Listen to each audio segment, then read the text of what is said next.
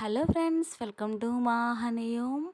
ఈరోజు మనం షీర్ కుర్మా ఎలా తయారు చేసుకోవాలో చూద్దాము. ఈ షీర్ కుర్మా రంజాన్ స్పెషల్ రెసిపీ అన్నమాట. మనం సేమియా పాయసం ఎంత ఈజీగా అయితే చేసుకుంటామో ఈ షీర్ కుర్మా కూడా అంతే ఈజీగా చేసుకోవచ్చు. కాకపోతే ఇంగ్రీడియంట్స్ డిఫరెంట్ ఉంటుంది అంతే. ఈ స్వీట్ స్పెషల్ ఏంటంటే మనం చేసిన తర్వాత వేడిగా ఉన్నప్పుడు ఎంత టేస్టీగా ఉంటుందో చల్లగా అయిన తర్వాత మరింత టేస్టీగా ఉంటుంది. మరి ఈ స్పెషల్ షీర్ కుర్మా మనం చాలా టేస్టీగా సింపుల్ గా ప్రిపేర్ చేసుకోవచ్చు. సో ఇంకా లేట్ చేయకుండా వీడియోలోకి వెళ్ళిపోదాం. ఎలా తయారు చేసుకోవాలో చూసేద్దాం.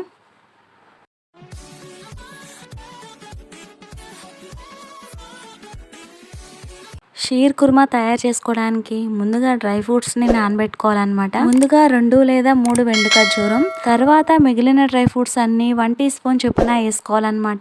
బాదం పప్పు, జీడిపప్పు, పిస్తా పప్పు, పుచ్చకాయ గింజలు ఇవన్నీ వేసిన తర్వాత ఒకసారి శుభ్రంగా కడిగి తర్వాత మునిగేంత వరకు నీళ్లు పోసుకొని నానబెట్టుకోవాలి. ఇవన్నీ ఒక నైట్ అంతా నానబెట్టుకోవాలి. ఒకవేళ మీకు టైం లేకపోతే కనుక మార్నింగ్ కూడా నానబెట్టుకోవచ్చు. వేడి నీళ్ళలో నానబెట్టుకోండి. 1 లేదా 2 గంటల పాటు నానబెట్టుకుంటే సరిపోతుంది, నానిపోతాయి. ఇలా నానిన తర్వాత బాదం పప్పు, పిస్తా పప్పుకి పైన పొట్టు తీసేసుకోవాలి. తర్వాత మనం నానబెట్టుకున్న ఇవన్నీ చిన్న చిన్న ముక్కల కింద కట్ చేసుకోవాలి.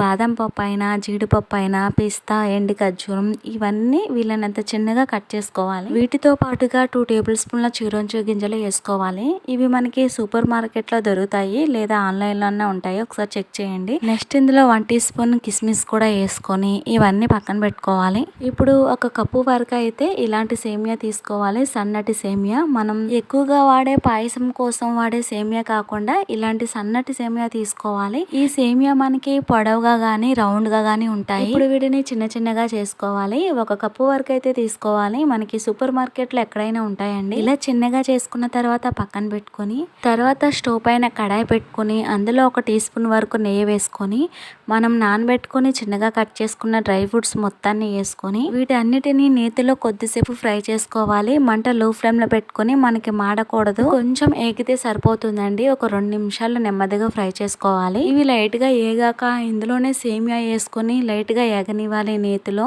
లేదా వీటిని పక్కకి తీసుకొని విడిగా ఫ్రై చేసుకోవచ్చు. ఇవి ఆల్రెడీ రోస్టెడ్ సేమియా కాబట్టి అయినా సరే నేతిలో కొద్దిసేపు ఫ్రై చేసుకోవాలి. అంటే సిమ్ ఫ్లేమ్ పెట్టుకొని 2 to 3 మినిట్స్ పాటు వేయించుకుంటే సరిపోతుంది. వీటిని పక్కకి తీసుకొని ఇప్పుడు అదే గిన్నెలో చిక్కటి పాలు లీటర్ వరకు పోసుకొని కాగనివ్వాలి. పాలలో నీళ్లు కలపకండి, టేస్ట్ బాగోదు. చిక్కటి పాలు తీసుకోవాలి. మీకు వీలైతే క్రీమ్ మిల్క్ తీసుకోండి. ఈ షీర్ కుర్మా టేస్ట్ అనేది బాగుంటుంది. పాలు కాగేలోపు ఒక గిన్నెలో 2 టేబుల్ స్పూన్ల మిల్క్ పౌడర్ వేసుకొని అందులో కొంచెం నీళ్ళు వేసుకొని ఎక్కడ కూడా ఉండలు లేకుండా కలిపి పెట్టుకోవాలి. ఇలా ఎక్కడ కూడా ఉండలు లేకుండా కలిపి పెట్టుకున్న తర్వాత పక్కన పెట్టుకొని ఇప్పుడు పాలు చూద్దాము. పాలు పొంగొచ్చి ఇలా మరుగుతున్నప్పుడు మనం ఇంతట్లో నీళ్ళేమి యాడ్ చేయలేదు కాబట్టి ఎక్కువసేపు మరిగించే అవసరం లేదండి.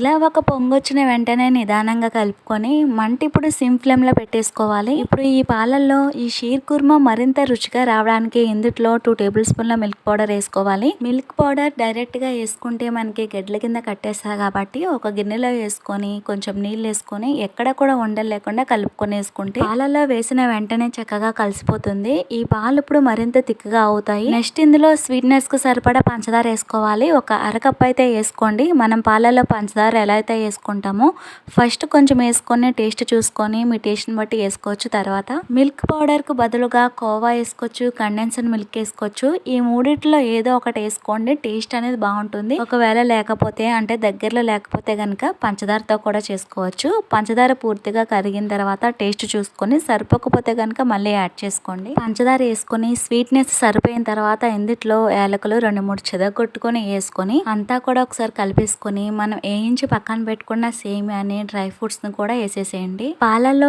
సేమియా డ్రై ఫ్రూట్స్ వేసినాక 1 నిమిషం అంతా కలిసిలాగా కలుపుకొని వెంటనే స్టవ్ ఆఫ్ చేసుకోవాలి. ఈ సేమియా చాలా పల్చగా ఉంటుంది కాబట్టి మనం సేమియా వేసిన వెంటనే 1 నిమిషం పాటు ఉడికించి పాలల్లో ఉన్న వేడికి త్వరగా ఉడికిపోతుంది. సేమ్ ఇలానే పల్చగా ఈ కన్సిస్టెన్సీలో ఉండాలి. అంతేనండి, సూపర్ టేస్టీగా ఉండే షీర్ కుర్మా రెడీ అయిపోయింది. ఇది కొంచెం చల్లారిన తర్వాత ఫ్రిడ్జ్ లో పెట్టుకొని తింటే మరింత టేస్టీగా ఉంటుంది. మరి సింపుల్ అండ్ టేస్టీ ఈ షీర్ కుర్మాని మీరు ఇంట్లో తప్పకుండా ట్రై చేసి టేస్ట్ ఎలా వచ్చిందో నాతో షేర్ చేసుకోండి కామెంట్స్ రూపంలో. మీ సింపుల్ అండ్ ఈజీగా చేసుకునేగలిగే సేమియా పాయసం ఎలా తయారు చేసుకోవాలో చూసేద్దాం.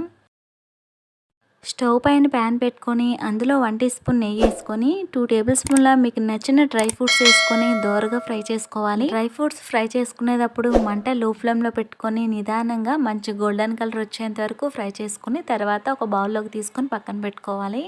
ఇలా వేయించుకొని పక్కన పెట్టుకున్న తర్వాత ఇప్పుడు అదే నేతిలో 1 కప్పు సేమియాని వేసుకొని ఫ్రై చేసుకోవాలి. మీరు సేమియా పాయసం ఎంతైతే చేయాలనుకుంటున్నారో క్వాంటిటీ అనేది కప్పు సైజు పెట్టుకోండి. అయితే అన్ని ఇంగ్రీడియంట్స్ అదే కప్పుతో కొలుచుకోవాలి. ఇప్పుడు మరొక గిన్నెలో అందులో మనం ఏ కప్పుతో అయితే సేమియా వేసుకున్నామో అదే కప్పుతో 3 కప్పుల చిక్కటి పాలు 2 కప్పుల నీళ్లు వేసుకోవాలి. ఇప్పుడు ఈ పాలని స్టవ్ పైన పెట్టుకొని కాగనివ్వాలి.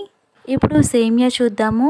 లో ఫ్లేమ్లో నిదానంగా లైట్ గోల్డెన్ షేడ్ వచ్చేంత వరకు ఫ్రై చేసుకోవాలి. సేమియా ఇలా గోల్డెన్ షేడ్ వస్తే సరిపోతాయి. పాలు ఇలా ఒకసారి పొంగొచ్చి మరిగితే సరిపోతుంది. ఇప్పుడు స్టవ్ ఆఫ్ చేసుకొని పాలను సేమియాలో వేసుకొని మిక్స్ చేసుకోవాలి. ఇలా మిక్స్ చేసుకున్న తర్వాత ఇప్పుడు ఈ సేమియా ఉడికేంత వరకు కూడా లో టు మీడియం ఫ్లేమ్లో పెట్టుకొని మధ్య మధ్యలో గరిటతో కలుపుతూ సేమియాని ఉడికించుకోవాలి. సేమియా ఉడికిందా లేదని చూసుకొని సేమియా ఉడికితే గనక ఇప్పుడు ఇందులో స్వీట్నెస్ కు సరిపడా పంచదార వేసుకోవాలి. మనం సేమియా ఏ కప్పుతో అయితే వేసుకున్నామో అదే కప్పుతో 1/2 కప్పు పంచదార వేసుకోవాలి. పంచదార వేసిన తర్వాత మంట లో ఫ్లేమ్ లో పెట్టుకొని పంచదార కరిగేంత వరకు మిక్స్ చేసుకోవాలి. మీరు కావాలంటే బెల్లం కూడా వేసుకోవచ్చు. సేమ్ క్వాంటిటీలో బెల్లం తీసుకొని కొంచెం నీళ్లు పోసుకొని కరిగించిన తర్వాత ఫిల్టర్ చేసుకొని సేమియా ఉడికిన తర్వాత స్టవ్ ఆఫ్ చేసుకొని బెల్లం నీళ్ళు వేసుకుంటే పాలు అనేది ఇరగకుండా ఉంటాయి. పంచదార కరిగిన తర్వాత ఎక్కువసేపు ఉడికించకండి. ఇది చల్లారిన తర్వాత మళ్ళీ గట్టిగా అవుతుంది.